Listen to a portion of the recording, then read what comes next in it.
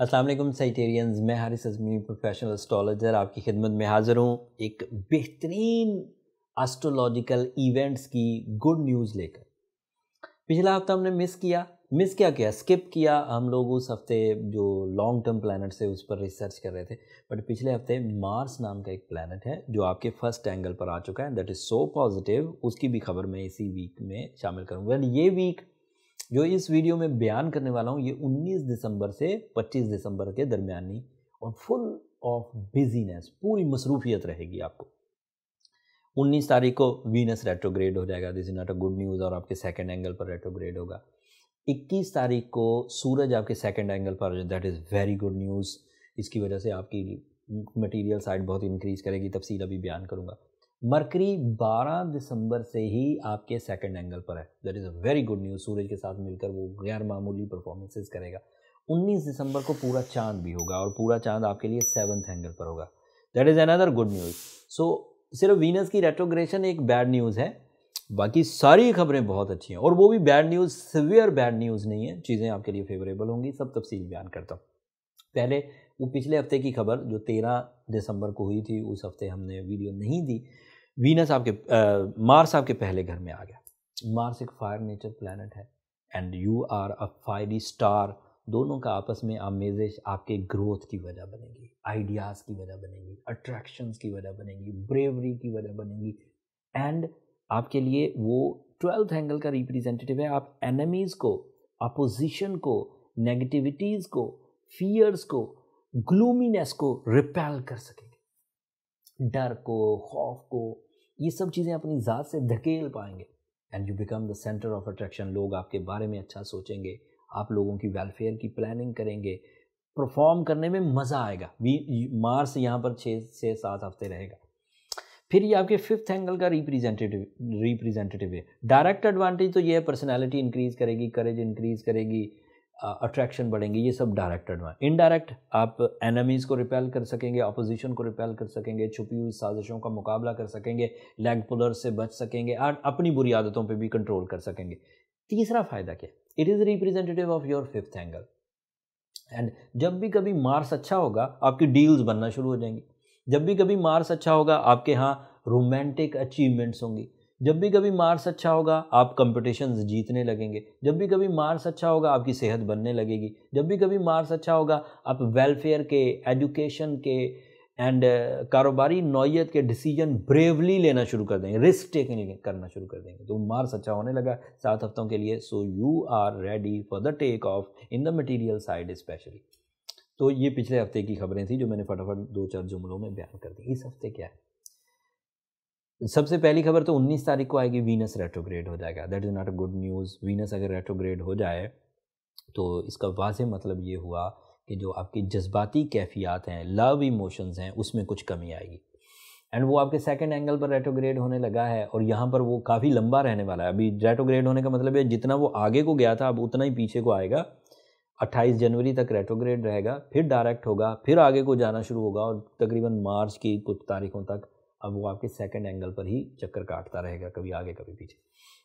लेकिन उसकी वजह से आपकी इमोशनल जो वीकनेसेस हैं वो सामने आएंगी। If you are a sensitive Sagittarian, so you become a non romantic Sagittarian, male हो या female.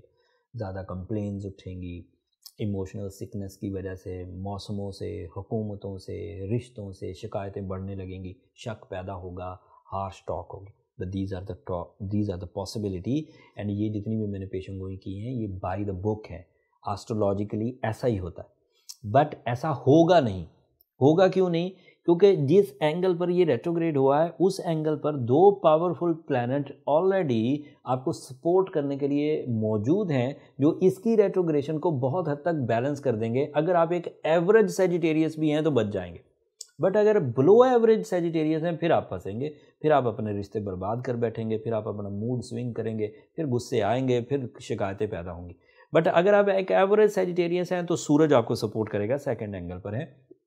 Suraj is a full of energy, planet of life, planet of courage, planet of leadership qualities.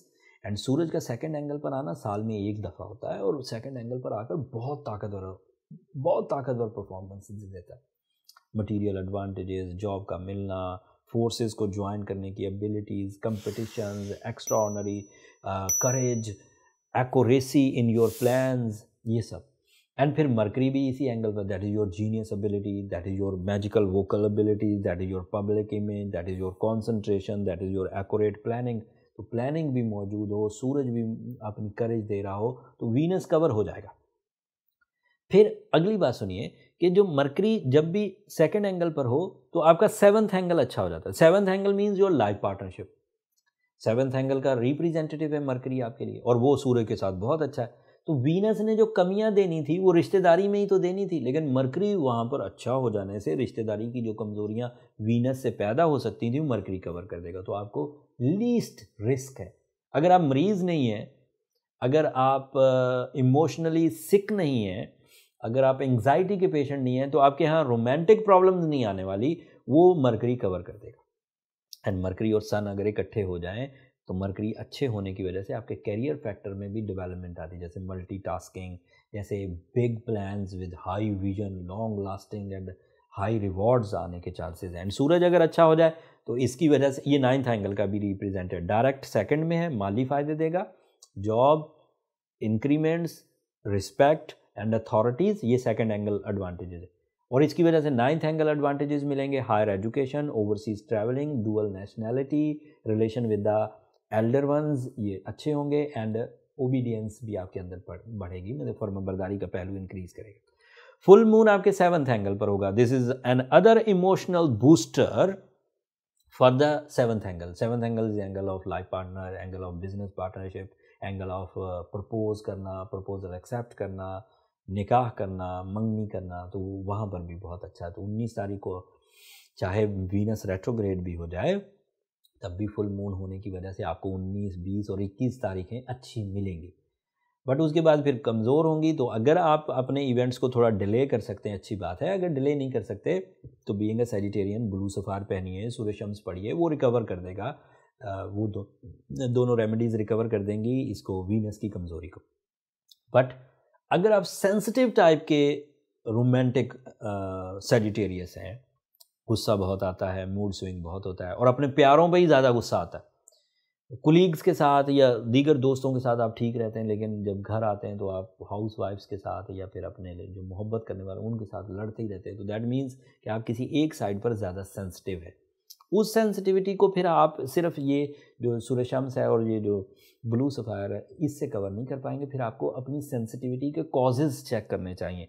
अगर by birth भी Venus retrograde हो तो ये चीज़ें ख़राब होती रहती।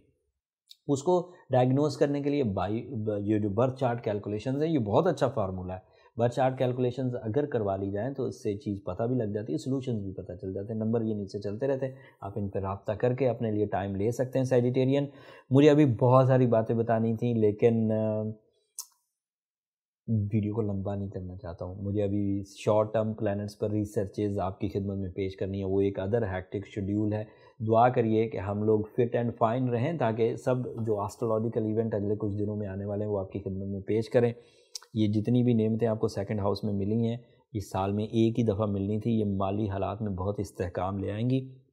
इस इस्तेहकाम के बाद आपको ये शिकायत नहीं होनी चाहिए कि मेरी ज़रूरियात पूरी नहीं हो रही। ये इतनी ताकतवर हैं कि ज़रूरतें भी पूरी होंगी, ख्वाहिशें भी पूरी होंगी, और ये मुफ्त में मिल रही हैं। इसका शुक्र भी अदा करिए। जब आप शुक्र अल्लाह का अदा कर रहे हों, अल्लाह के यहाँ सरबत सुजूद हों, तो हमें भी अपनी दुआओं में याद रखिए। मैं हमेशा एलानिया कहता हूँ सैजिटेरियन, आपकी दुआएं हमारे लिए किसी ब्लेसिंग से कम नहीं है। कीमती तरीन चीज़ मेरी ज़िंदगी में आप लोगों की दुआएं। दुआ ज़रूर करिएगा। चैनल को भी ज़रूर सब्सक्राइब कर लीजिएगा। आपकी सब्सक्रिप्शन की वजह से पाकिस्तान में ये एस्ट्रोलॉजिकली सबसे प्रोफेशनल और सबसे ज़्यादा एस्टैब्लिश्ड चैनल है। तो आप सब्सक्राइब करते रहेंगे तो हम आपस में जुड़े भी रहेंगे, और ये पाकिस्तान के लिए भी एक फोरम है जो वर्ल्ड वाइड जितने भी एस्ट्रोलॉजिकल फोरम्स हैं उनसे ऊपर है। सो दुआ में याद रखिएगा। एंड अगले हफ्ते तक के लिए मुझे इजाज़त दीजिए। अल्लाह ने के बाद।